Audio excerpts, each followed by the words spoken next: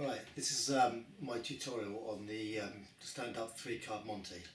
Um, first of all, you need the setup. Alright, now the setup is one black card, normal. Just put that like that. A red card, again a normal card, and you need 2 double faces.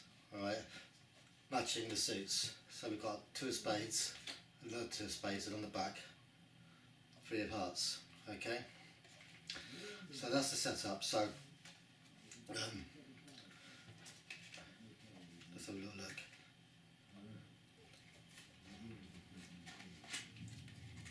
So if you can see that, normal 2 of spades with a normal 3 of hearts on top, double facer with 3 of hearts showing, and another double facer. When they're squared up, it'll be like this.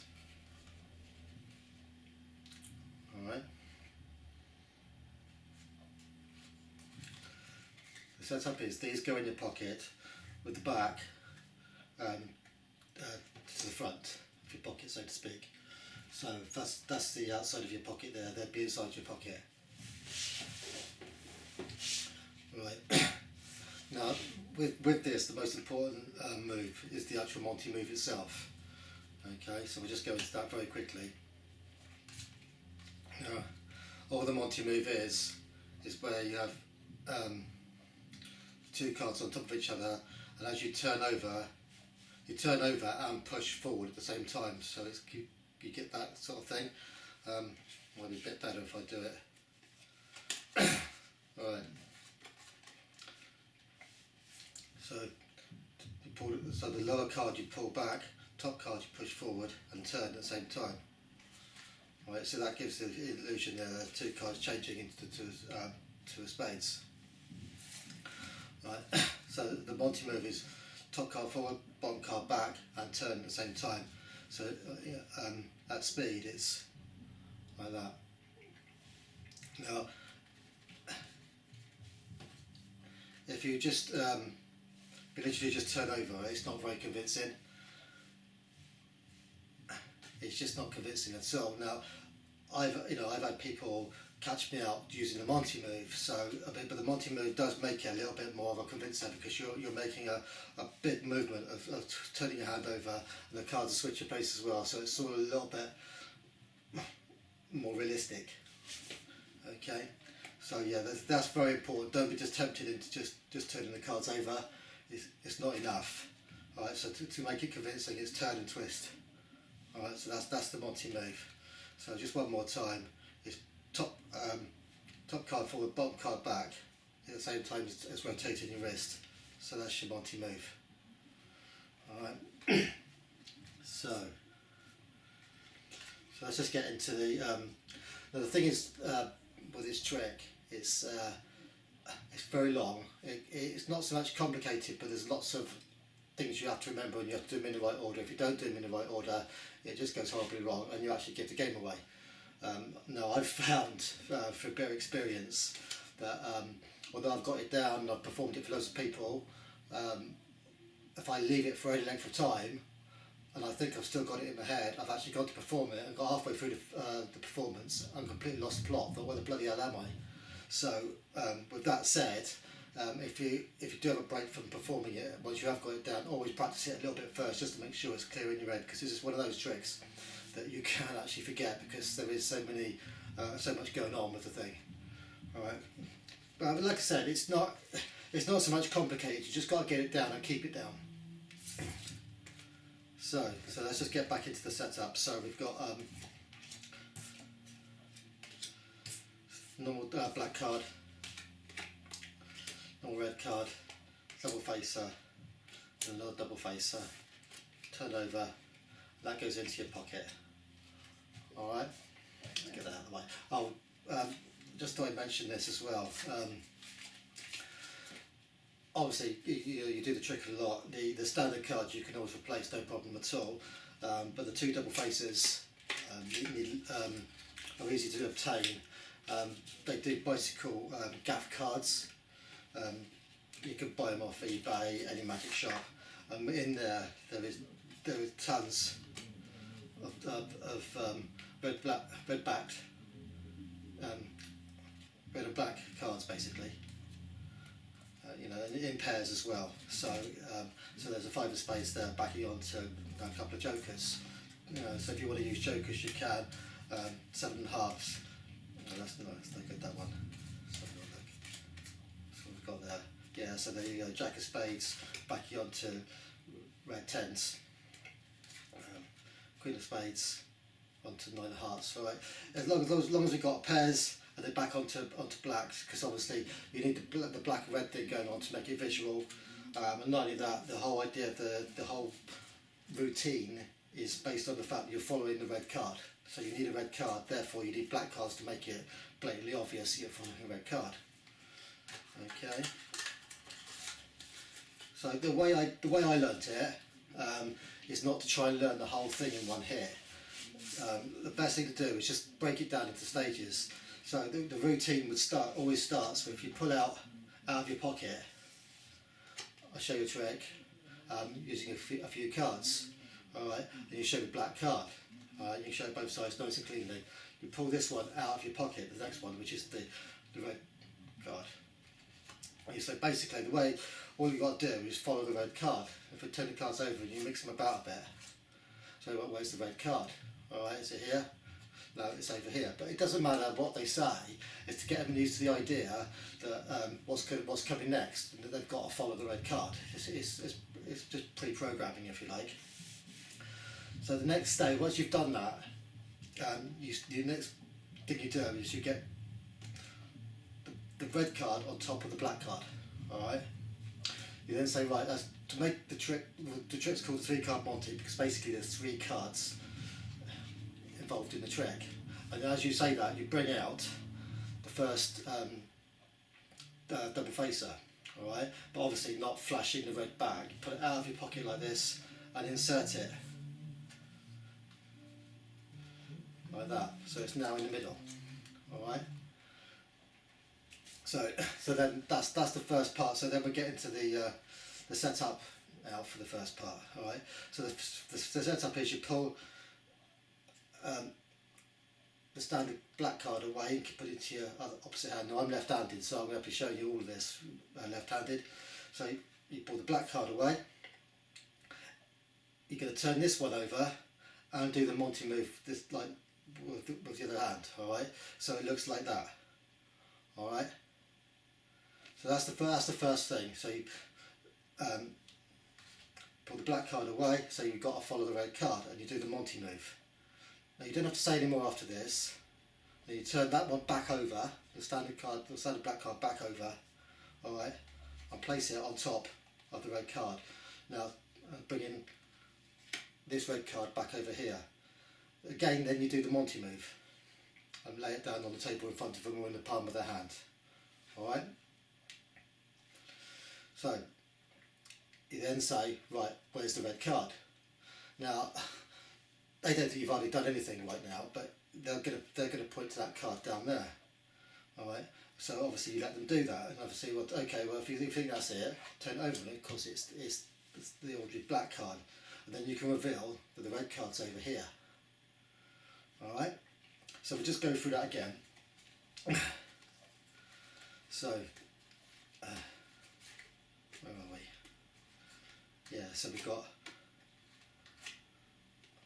ordinary black card, the double facer in the middle, and your ordinary red card on top. So you pull the ordinary black card away, Monte move, turn that one back over, lay it on top of here. Alright, putting the ordinary red card away, Monte move. Alright, now you say, where's the red card? Alright, they're going to say down there. Let them turn over. It's not. So no, it's over here. Okay. You then put the ordinary red card on top. Bring this one back into your other hand. Now at this point you don't say anything. All right. You just literally do the Monte move. go back over that again. So you're in this position, Monte move, without saying a word, right? Because just the red card's still visible, alright? So they just think you put the black one down, alright? You then put the black card underneath the red card, Monte move, alright? Now you say, right, okay, where's the red card? Well, they're going to think the red card's here. They'll say, well, it's over here. So then you can reveal that it's actually a black card. Okay, listen, the ordinary black card, the actual double facer should go in this hand over here, okay? So you reveal, you then put the double facer on top of the ordinary card. And then reveal. Red card down there. Alright? So basically, that is what I consider the first sort of stage of the effect. Alright? So now you can sort of go into the second stage of the effect. So what I do is say, look, let's make it a little bit easier for you. We'll get rid of the red card just for a minute. Alright? And you pick it up and you place it in your pocket behind the other double facer that's in your pocket right now. Alright? You want it behind. So closest to you, effectively. Alright? So then you square these two, the two black cards up. And you do effectively what's known as a frustration account. So you show like that, you peel the top card off, and you show again. Alright? And then put that back underneath. The reality of the situation is you should have a double facer on the top, and an ordinary black card on the bottom. So you're in this position, square the cards up, show, peel the top one off, show again, and it looks like effectively you've just shown two normal cards front and back. Alright, so and then you get ready to do another Monte move. Alright, so then you say, right, okay, now where's the red card? And they're going to go, yeah, it's in your pocket. While they're pointing to your pocket, no, it's not in your pocket, it's down here on the table. Alright, so there's a little bit of like time misdirection and whatever, but so you've done the Monte move and it's like, well, how the hell did that get on the table? But that's quite a stunner, that one. Alright, so then you can show cleanly the ordinary black card. You then pick it up again without saying anything, put the three back on top and do the Monte move again. So effectively this part is two Monte moves and you just literally do that. Alright, so what your situation now is, you've got a black card on sitting there like that, and you've got the double facer underneath like that. Alright, but as far as they're concerned, that's the red card. Alright, so yes, you basically, right, where's the red card? In the pocket, Monte move, down on the table, show that one backwards and forwards. Alright, put the red card back on top without saying anything, because you don't have to say anything. I mean, the magic speaks for itself. You know, you've just had this like massive transformation of a red card, a black card to a red card. Sorry. So you literally say no more. You just literally, as a matter of fact, just turn that over like that, doing the Monte move. Then you say, right, okay, once they've calmed down, if the red card can jump from my pocket to over here, then obviously the black card must be back in your pocket. And as you say that, you reach in and you pull out your double facer like this, and you simply lay it over here. Alright? Now, at the moment, as far as they're concerned, nothing's happened, but you're in a beautiful position now because that you've effectively done nothing. You then say, okay, right, let's start again. Where's the red card? Look at what's there, isn't it? It pointing to this one upturned. And then you can do the reveal. No, it's not here. Alright, now this next bit is key. As you pull it out, you just stack them like that and make sure you get this ordinary black card on top. Okay, so now your situation is two double faces underneath and an ordinary black one on top, but then you're showing three black cards. Okay, so well, okay, the trouble, we've now got three black cards, we've got no red card, we've got a bit of a problem on our hands. So, I mean, at the end of the day, this is all, you can jazz this as much as you want, you know, you can say what you want within reason.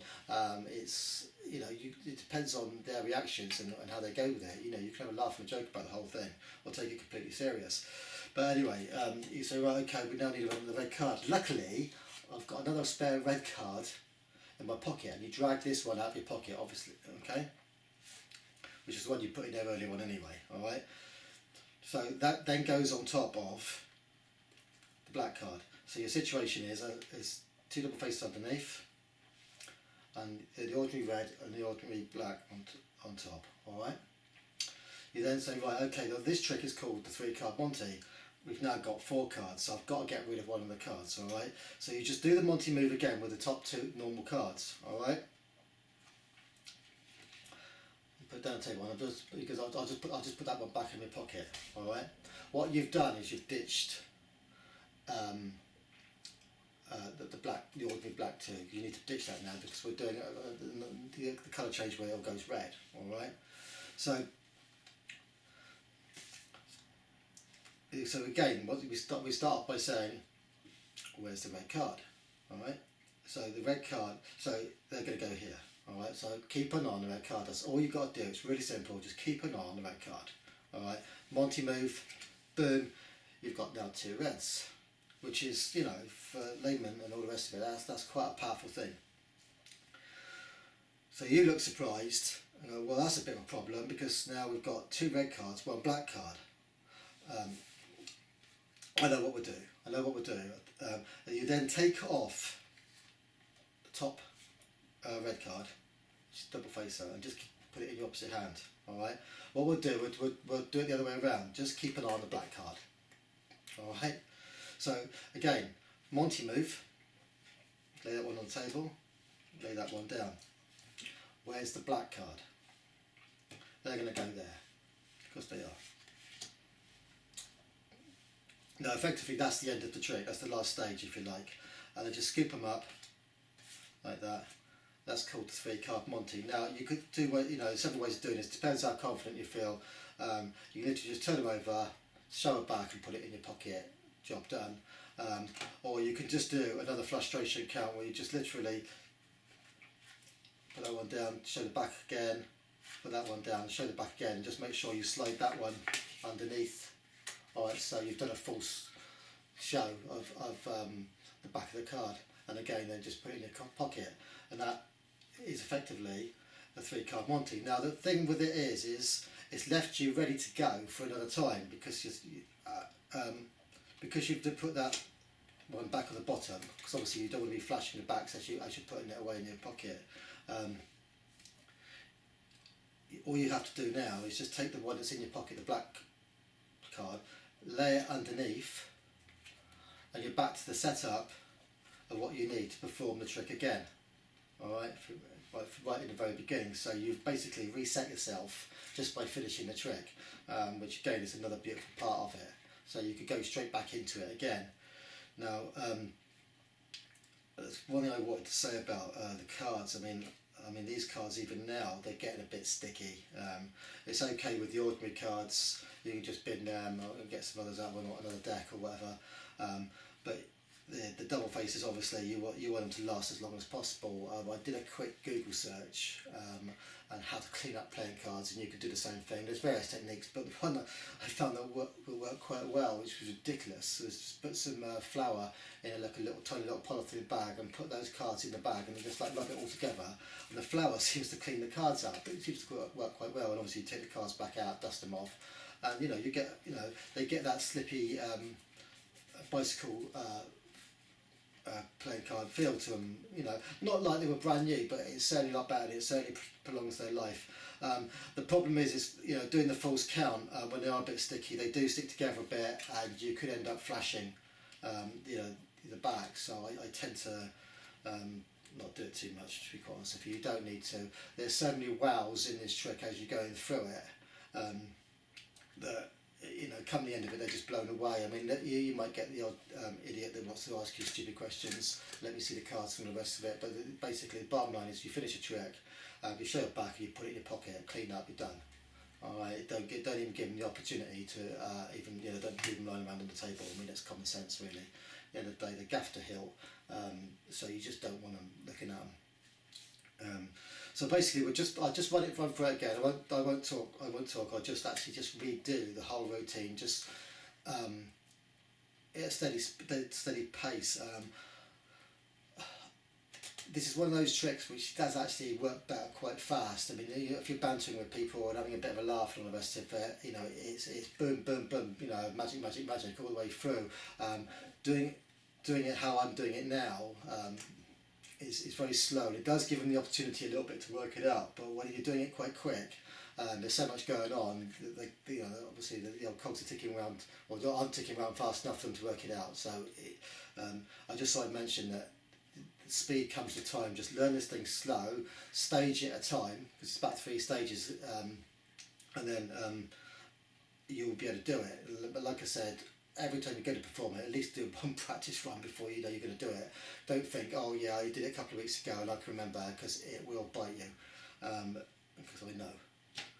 Alright, it's not like doing something with a thumb tip or something like that. This is something you can forget, and often. For me personally, I usually end up doing magic when I'm at a party or something like that. And it's the end of the evening, and I've probably had a couple of drinks myself, and it's amazing.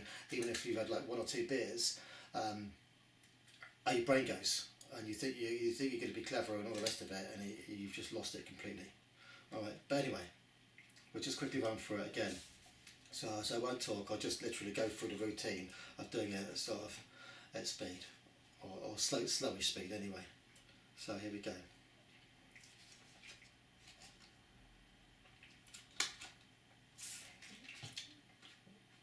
What are we doing? So, right.